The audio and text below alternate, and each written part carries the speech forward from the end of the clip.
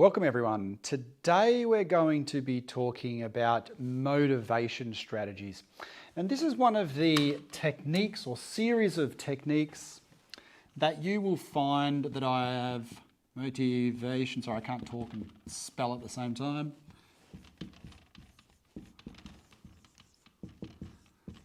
This is one of the approaches, techniques, or series of techniques and strategies that I talk about a lot because it is pervasive, but in a good way. It is something that's related to or affected by or is instigated because of a student's lack of motivation, or the teacher or teacher aides or whoever that educational professional is, their desire to improve the motivation of one or more of their students. Now, this isn't actually a teaching strategy per se, although I like to just classify it as one, and I generally write about motivation as a single term or single concept. It's actually a collection of multiple strategies, tips, techniques, and so on and so forth. There's not a single thing that you do that makes students motivated. There's 10 or 20 things that you need to do to try and motivate students, and they all come together to help with motivation. Now, you might be wondering why, and I know I did when I first started teaching, why we care so much about motivation. And the more time you spend teaching, the more you will realise, or the more time you spend in the education sector, the more you will realise that motivation and using motivation strategies is really one of the most important parts of your professional practice. And there's several reasons for that. One of the most important reasons is because of behaviour. And another one is learning time. Now, if students are highly motivated, there is probably going to be almost no behavioural issues. And if you've ever worked in classes where behaviour is a problem, then you'll understand how important behaviour is to the amount of time that students actually spend learning or learning time, and to the difficulty of helping students to develop, because the teacher and the support workers in that class spend half the time dealing with behavioural problems. And whenever they're not dealing with behavioural problems, a lot of students aren't actually on task. They might be talking to friends or pretending to be working and so on. So if you've worked in those challenging schools, then you'll know how serious an issue behaviour management is. It's one of the reasons, one of the main, I would say the main reason why a huge percentage of teachers leave the industry within 3 to 5 years of finishing their degree or their graduate diploma or whatever their masters or whatever teaching qualification that they have. That's because of behaviour management issues. So directly affected to that is learning time. And the other one is strategies So the types of strategies, the teaching strategies, the delivery strategies, and so on and so forth that the educational professional is able to deliver really depends on the motivation of students. So if students are very eager and engaged, then there is a huge range of strategies that you can use. So the most obvious one is a class discussion. If students aren't very motivated, even if they're well behaved, class discussions are extremely difficult. But if they're very motivated and passionate and into that particular subject, then a class discussion, albeit a small one or highly structured one or whatever, is a lot easier to manage and to unfold, to deliver, to facilitate. That's the word that I'm looking for. So they're probably the three main reasons for why student motivation is important. But there's also another one that I have forgotten that I just thought of, and that's obviously, let's call it achievement.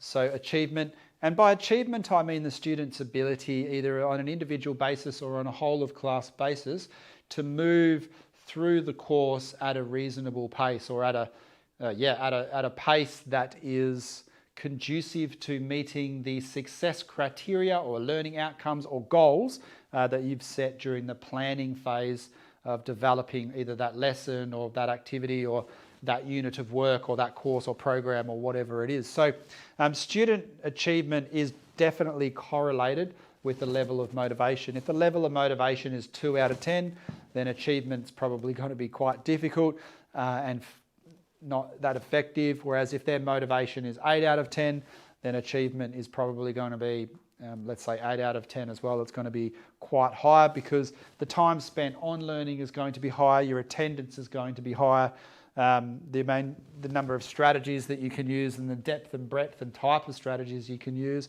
But also because students are working through the material fast, when they're motivated, because they'll be learning, they'll be acquiring the skills and knowledge and concepts that you want them to acquire. They'll be thinking about it outside of class. They're more likely to do homework and so on and so forth.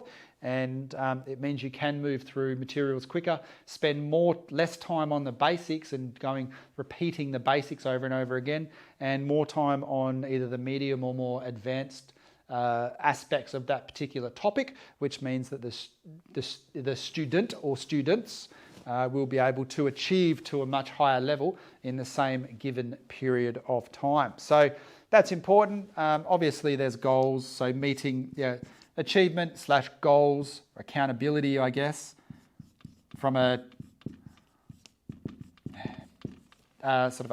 teacher's perspective, from a planning perspective, from a government compliance perspective, if the program is funded or whatnot, or if parents are paying a small fortune to send their kids to certain schools, then there's that level of accountability that's really important. If you're working in the adult training sector in a corporate environment and you're teaching employees who are spending valuable time and being paid to be students in that class for the day or whatever, then you have to be accountable for the fact that if you're teaching 10 people who are being paid to be there, plus you're being paid to be there, then there's that accountability to be able to prove that the cost-benefit analysis is there, the cost-to-benefit ratio is there.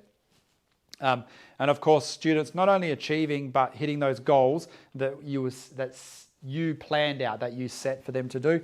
Also, I'm just going to add one more. Stress. We spoke about this before. Anxiety. So it's just that idea that if people are motivated, if the students that are motivated, if they're passionate, if they want to be there, then the level of stress and anxiety from the teacher's perspective and from the support workers or teacher aides perspective, but also from all the students in the class as well, just drops considerably. And if you've worked in if you've worked really in any school, but particularly high schools and middle schools where you move from class to class, you'll notice that in some classes you feel more anxious, a little bit more nervous or on edge, like you're waiting for something to go wrong. And other classes you can relax, you can sit with a student, work with a student who needs an intervention for 15 minutes and then move on to another student without being too concerned or nervous or worried that a student's going to jump out a window or throw a chair at you or something like that. So certainly the higher the motivation, the less stress and anxiety, and then the more that you're going to enjoy your work as an education professional. So that's important to bear in mind. One of the things that I always encourage people to do is trying to identify or assess the level of motivation that they feel that their students are at. And I think that's a really important and interesting step, because some students, you might have a class where students are not overly motivated, but generally speaking, the majority of them will be highly motivated, but then a lot of them, they might have a small percentage that are not motivated at all. And I like to use scales for things, and they're not accurate or based on any type of scientific thing, but if you just draw a simple little scale like that with, I don't know, let's just go top and low, and just think about placing different students on that line and see where they fit as just a general gut instinct type of thing. So if you find that you've got lots of students up there, but there's 1, 2 down there, then that might give you something to think about in terms of the strategies that you use, whether it's, and not only that, but why those students aren't that motivated. So it might be a case that they're just not achieving successes or regularly hitting goals and things like that. And in which case, helping them to achieve some micro goals in 1 or 2 lessons might significantly boost their motivation a little bit. So I just find, for me anyway, graphing it, doing little visuals like that are really useful. And once you've done it once or twice, you can kind of do it in your head. But sometimes actually going through the process and doing it really makes a big difference. And you'll be surprised at what the outcome tends to be, especially if you compare two different classes. So you might compare, if you've got 2 Year 9 classes, you compare them, or if you've got even the same students but in different topics. So you might have students in maths and students in English or something like that, and that might correlate with what's going on as far as behavioural issues or the time spent on learning. The time spent on learning, by the way, is a really important thing. It's something that's often overlooked, but over time I've sort of come to realise that it is quite important, because I did read some research, well, I've read quite a bit lately that sort of related to that, and one of the bits that stood out was the fact that some research has been showing that high school teachers in particular only spend about 60% of their time actual teaching. So that's, or say half a lesson is gone by the time you get rid of admin and all those types of things. Now, if students are, and I always, again, I like to draw little graph things, right? Little things, what would you call it? Little graphics. So if a student comes in and they spend 5 minutes getting ready, and then the teacher talks for 10 minutes, but the student of that 10 minutes, the teacher only spends, the students pay attention for, say, 5 minutes. They then work for that middle period of the lesson, and let's say that is 30 minutes, but of that, the student's mucking around for a little bit, they go to the toilet, the teacher comes over and has a chat to them about something not relevant. Let's say they only get 20 minutes worth of work done there, and then at the end there's a bit of a game or something, but for some students that will help consolidate knowledge, for others it'll just be a time waster. So let's say that whole end period they only manage about 5 minutes worth of work. Well, realistically, students are on task of a 60-minute lesson for only approximately 30 minutes, if that. So if you can work out mathematically, I guess, and take a look at that and think, okay, well, times by 4 lessons a week, so they're really only doing 120 minutes a week, times a single term, say 10 weeks. So that gets you 1200. I think that works out, if my maths is correct, to be 10 hours, right? So on 10 hours worth of work, no, 20 hours. Yeah, 20 hours. So when you start planning things out, if you're doing a term planner or whatever for this particular class, yes, it's a whole term, but you've only got 20 hours to teach those kids, really. So it's just another way of sort of thinking about it. Now, if you can motivate those students, that 5 turns to 1, that 10 to 5 turns to at least 8, that 20 goes to 25, that 5, you wouldn't need to play around and do, that's where you could do challenge activities or something like that. So that 5 may go to 10 or something like that. So anyway, point is, for those that like numbers and things, motivation has a lot of really, really good benefits. And in fact, I'm just going to add one more, and I promise I'll move on, otherwise this never-ending list will just keep going, right? And that's rapport. So,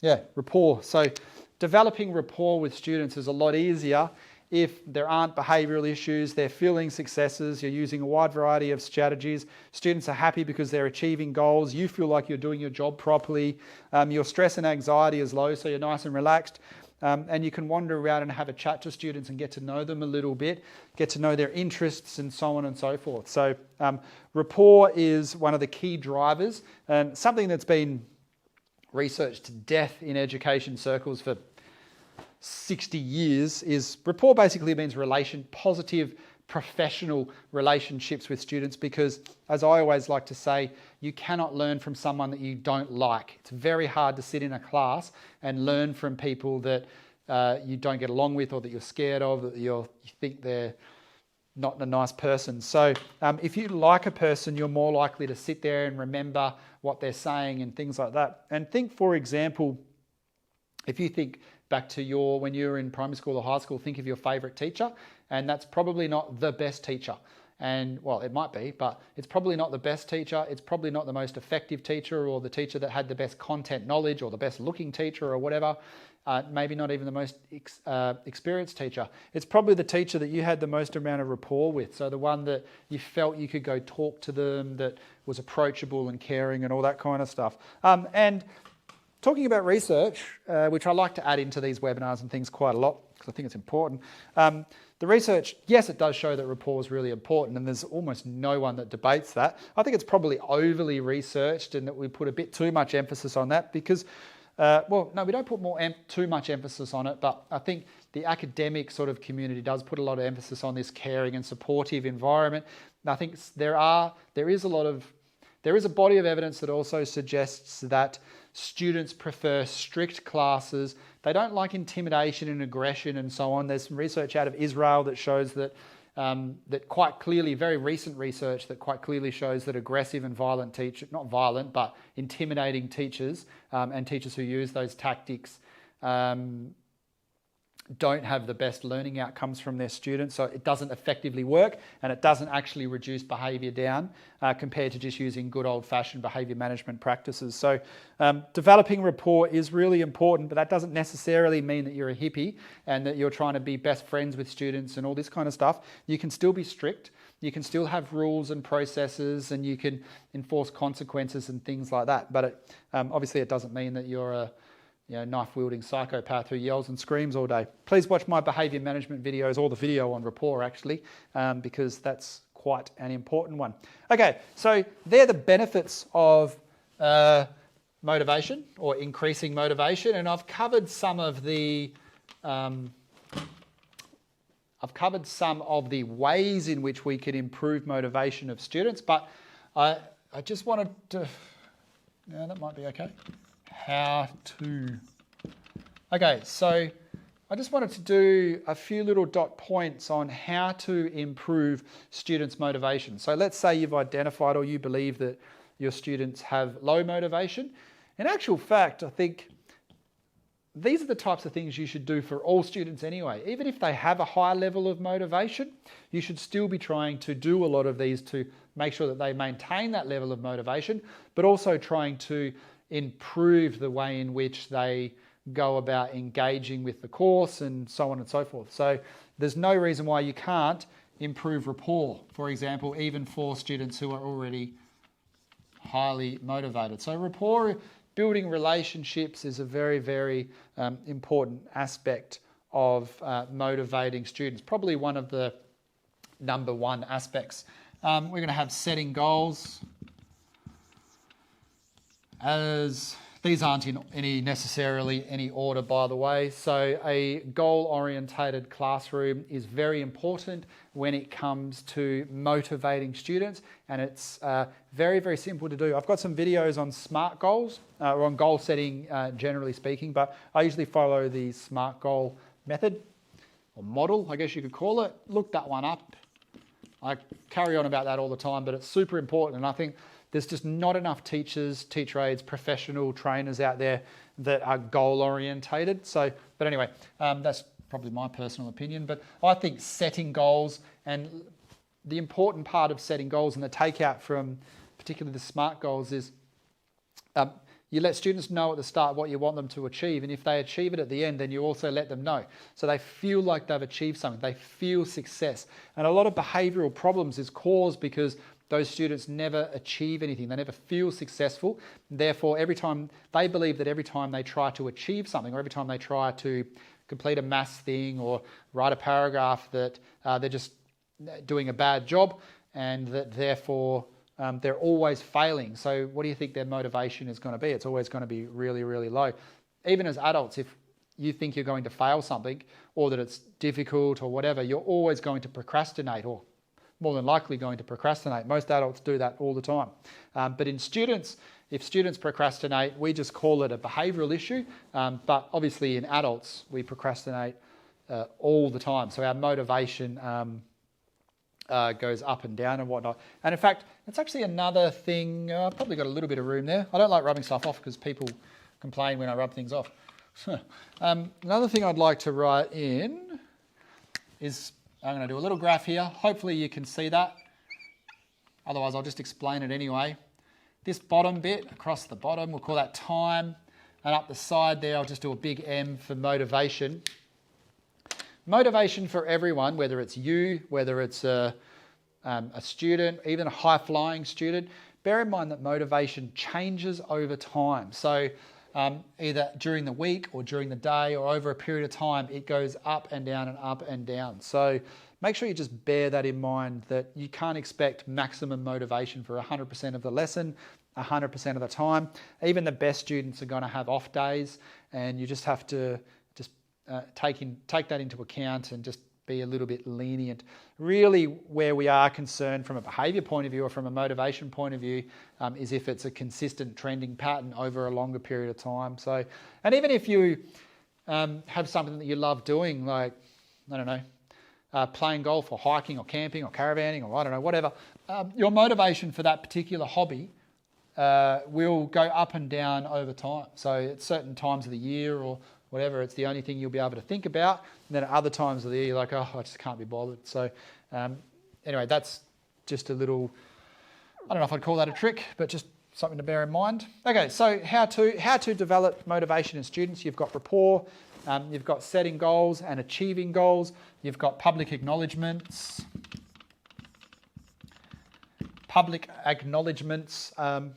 Of achievement of goals. So what that means is that you're hanging things up around the whiteboard, or hanging up, if a student does some type of work sample, then you're hanging that up, say on the pin boards, or you're sending it home with a nice comment so that they can show their parents and things like that. It's that time of the afternoon and I've already done 2 other lectures today, so I'm a little bit off with the fairies. Okay, now, the other thing I always like to put in there is a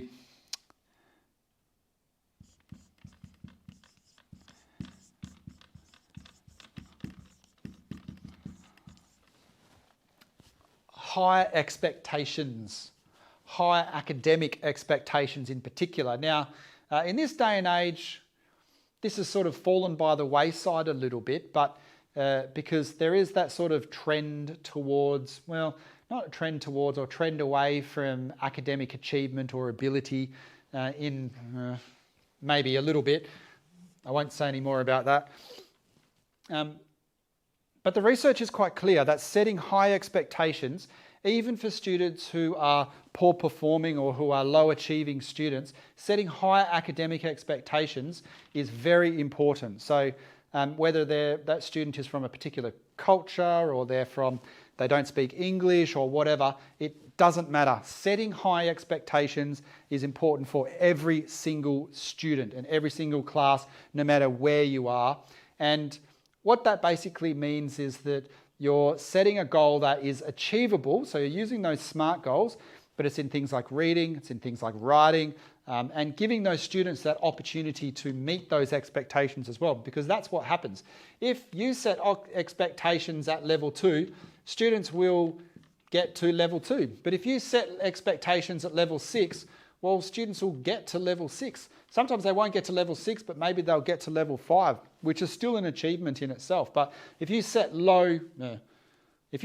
I just wrote L, if you set low expectations at level 2, then they're not going to exceed that level. People always rise to meet whatever expectations you set. So just make sure that regardless of where you are, you're not doing a disservice to students by making the assumption that they can't achieve to a higher level for whatever various reasons. So, okay, and there's a lot of research that backs that up, that when you do set expectations, that people rise to meet those expectations. So, now, another one that's quite important, and we're going to change colour again, is resources.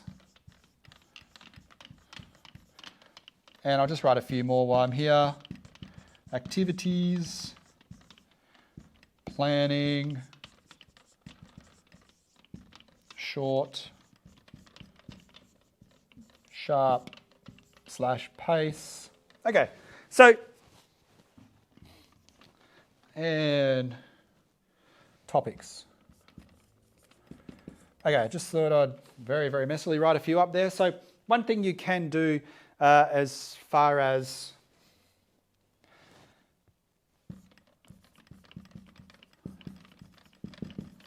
one thing you can do is in terms of boosting motivation is resources. So using a variety of different resources that are engaging for students, whether that means bringing in props and things like that, or costumes, or bringing in objects, or helping students, particularly if you remember the different types of learning styles, and one of them was that kinesthetic or tactile learning style. You might use videos, you might use podcasts, you might use a police report if you're trying to teach languages, even a fake one, you might use whatever. So there's a whole range of different resources that you can use throughout your lessons.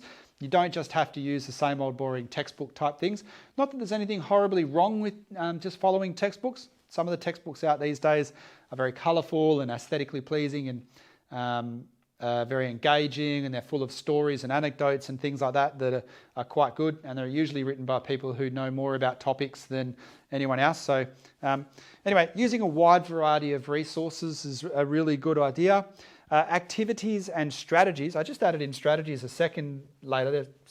I guess they're sort of related. So the different types of activities that you can do / strategies. So you might do scaffolding, you might do some modelling, you might do pair and group work, you might do whole practice, deliberate practice, movement integration where you're getting kids up and moving around.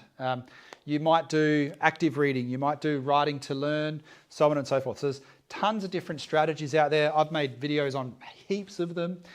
So choose, as a general rule, using a variety of resources and a variety of strategies keeps things interesting for students. So just bear that one. I think that's pretty obvious. Planning, so feeding down further into that. Short, sharp and pace. Short, sharp activities or that you plan to have short, sharp activities. And your pace is quick. So watch my video on explicit instruction because that goes through pace and how pace is important to maintain that momentum and that excitement, and how that prevents a lot of behavioural issues and so on and so forth. Short, sharp activities just basically means you're doing an activity for 2 or 3 minutes, for 6 minutes, for whatever, and then you're moving on. There's a term that I like to call set and circulate, which is probably bad teaching practice in most circumstances. Set and circulate is what a lot of teachers, teacher aides, or people who run programs do, and they might do something on the board, and then they'll set some work for the students, and then they'll spend 40 minutes just circulating or whatever it is, occasionally maybe getting their attention. That set and circulate strategy, it is a strategy, you can use it, it's one of many strategies, but it causes so many behavioural problems, so many. Behavioural problems have all of these other issues attached to it, right? Well, probably not rapport, but causes stress, you're not achieving goals, so on and so forth. So that sort of set and circulate method isn't the best method most of the time, although it might have its place now and then. I prefer to do short, sharp activities, generally speaking, other than the obvious, if students are doing some research or if they're sitting an exam or a test or something like that. So there's obvious reasons where I wouldn't call it set and forget, but set and monitor, I guess. So anyway, planning, generally your short, sharp activities and pace will make the lesson exciting, particularly if you're merging those short, sharp activities with resources and activities that are exciting and different and variable and so forth. So you're not doing the same thing over and over and over again. And topics, so you're thinking about the different topics, or by topics I guess I mean if you're, say, in a primary school class and you're coming up with a unit of work, you might do dinosaurs one week for say 3 or 4 weeks, and then the next week you might do something else. So you're trying to think of topics, or I guess content is probably a better word. Yeah. Topics or content that are of an interest to the student, so it's related, it's relatable, it's related to the context of their, that's another good one actually, context.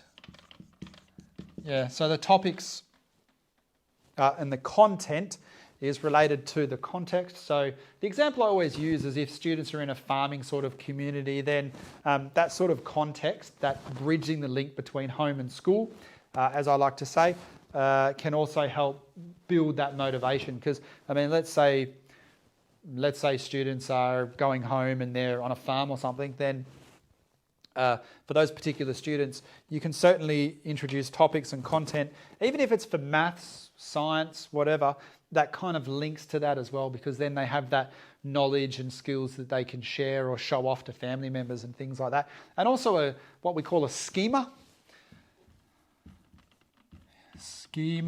So a schema is I guess that's a psychological term. A schema is the way in which, in your mind, you've organised a series or a set of knowledge about a particular topic. And if you already have a schema, so think of a schema like an encyclopedia. You have an encyclopedia of knowledge about a certain topic. It's not necessarily full, but you can, because you already have a set amount of knowledge, you can add stuff to it quite easily. And you would know that if you're particularly good at something, whatever that may be. When you learn new things about that particular thing, it's just easy to add that to your existing schema. So that's just an interesting word to remember and use. It'll make you sound quite smart next time you're having a conversation about teaching strategies. I think that'll probably do, because we are running out of time. So I hope that what this lecture has proved is that there are reasons for why improving student motivation is really important, and there are some very simple and effective ways that you can go about doing it. And just as I was about to finish, there's a very important thing that I forgot to put up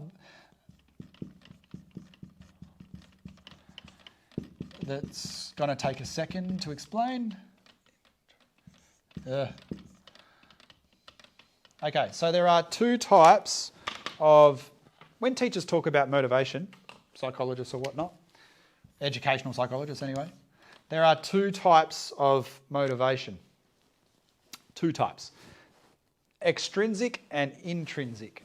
Now, the gold standard for improving motivation is intrinsic. Intrinsic means that you're self-motivated, basically. So the example I always use is someone that's got a hobby. So remember, we're talking about hobbies here. If you're intrinsically motivated to go caravanning and camping and you love doing that, then no one has to force you to read the caravan magazines or to go caravanning and practice caravanning or to talk to other people about it and so on and so forth. You're not being forced to do it. You don't see it as a chore. You're not adding up the hours and looking at your watch every time you are doing something to do with caravanning or camping. You just absolutely love doing it. And the same applies, that's called intrinsic motivation. So students who are avid readers, who love reading, they are intrinsically motivated to read. Now, obviously, there is no way that you can take a student who doesn't care about reading and teach them and give them the same amount of knowledge and get them to the same level when it comes to reading as someone who's intrinsically motivated. So a student who's like, yeah, I don't care about reading that much, but I'll do it if I have to type of thing, they're not going to go away and read 5 novels a week for the next 5 years. And they're not actively engaged and eagerly engaged and thinking about it all the time and researching different authors and so on and so forth. So someone who's not at that level, someone who's not intrinsically motivated, so self-motivated to do something, is never going to achieve to the same level as someone who's intrinsically motivated. The point of that is that getting someone to the point of intrinsic motivation is quite difficult, and again is the gold standard of sort of motivation strategies, but it can happen. If people start to feel that they're achieving goals, if they like the teacher, they have something of an interest, it's within the context of their existence, so it's relevant to what they do, they can see the relevance of what they're learning, then you can start to see, and you will start to see, a level of intrinsic motivation creeping into what's happening in your class. You'll start to see students doing additional research that you never asked them to do and things along those lines. Now, your extrinsic motivation, I was just wondering whether I spelt that correctly then. Your extrinsic motivation is basically when students are bribed into doing something. And that normally means that there can be a token economy, which is basically like a reward chart where they can earn fake money or whatever. And there's some type of currency around that, whether it's stickers or whatnot. It can be as simple as, if you do this, I'll give you a lollipop type of thing. That is a bad teaching practice, but a definition of extrinsic, or an example of extrinsic practice. That is considered to be kind of poor practice in a sense, because you're bribing students to learn, and because they're not actively engaged as much as they would be if they were intrinsically or self-motivated. It's not considered to be best practice, and any of those things that aren't considered to be best practice, there's not very much research available on it, and it's only ever researched in a negative sort of sense, so you've got to take that with a grain of salt. But in reality, in practice, and a lot of educational researchers are not teachers, so in practice, however, teachers use a combination of these, because I like to say that teachers use, and teacher aides, of course, or any educational professional, because I like to say they use every tool available to them to try to get students to learn. And sometimes you have to. There are some subjects that students just won't like. You can't expect a student to be intrinsically motivated in all 6 or 8 subjects that they do at school. It's just never going to happen. When people, even when they study degrees, you think there would be some type of motivation there, but not so much. They're actually intrinsically motivated because they want to get that pass mark, because they have to get a job and all this kind of stuff. They need to get that qualification. So that falls more so under the extrinsic level as opposed to intrinsic, which is more, you could think of intrinsic as in having a passion for something. So yeah, anyway, I won't go any more about those two because we are trying to bring this webinar to an end. So I hope you've enjoyed learning about motivation strategies, and that after that you can see that spending a little bit of time, you don't have to plan out how you're going to motivate students, but spending a bit of time thinking about your level of motivation and how you can improve it, given all the benefits of having highly motivated students. I think it's definitely worth a little bit of conscious thought and reflection to see if you can improve the way in which you're motivating your students, whether you're teaching one student, a small group, a whole class, or it doesn't matter where you are. Putting these things into practice is just best practice regardless.